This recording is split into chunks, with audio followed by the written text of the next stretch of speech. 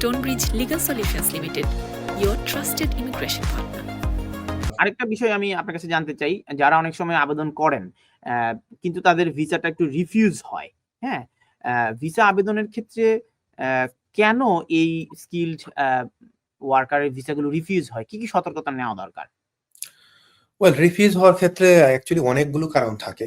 তো আ একটা হচ্ছে জেনারেল গ্রাউন্ড, যেটা আমরা প্যারাগ্রাফ 9 অনুযায়ী আরকি ইমিগ্রেশন রুলস এর যেখানে জেনারেল গ্রাউন্ডস তো আছেই কিছু, হ্যাঁ? এটা আমি বাদ দিলাম। এটা ছাড়া আমি যদি স্পেসিফিক্যালি স্কিলড ওয়ার্কারের ক্ষেত্রে বর্তমানে যে কারণে রিফিউজ করছে, সেটা হচ্ছে যে আপনার অনেক সময় দেখা যায় যে আপনার এমপ্লয়ার ঠিকমতো জানে না যে সেলারি থ্রেশহোল্ডটা কত হবে।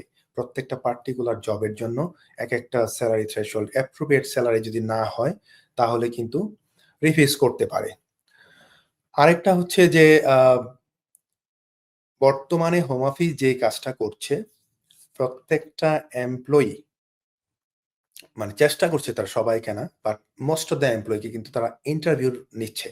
স্পেশালি যারা ওভারসিজ থেকে অ্যাপ্লিকেশন করছে বা এখান থেকেও যারা করছে, তাদেরকে কিন্তু ইন্টারভিউর ব্যবস্থা ইন্টারভিউ নিচ্ছে। ইন্টারভিউ নিয়ে তাদেরকে যদি মনে হয় যে এমপ্লয়িটা জেনুইন ওয়ার্কার না, সো তো এই জেনুইনিটি গ্রাউন্ডে কিন্তু তারা রিফিউজ করতে পারে।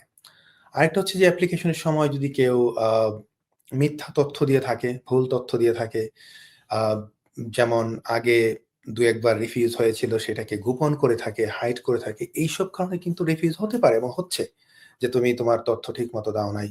আর জেনারেল গ্রাউন্ডস তো আছেই। আগে যদি কখনো কেউ ওভারস্টে হয়ে থাকে, তাদের যে রেস্ট্রিকশন গুলি আছে বা এই দেশে যদি ব্যান হয়ে থাকে, বাংলা তাদের নিজস্ব দেশ থেকে যখন এপ্লাই করে, তখন কিন্তু Stonebridge Legal Solutions Limited, your trusted immigration partner.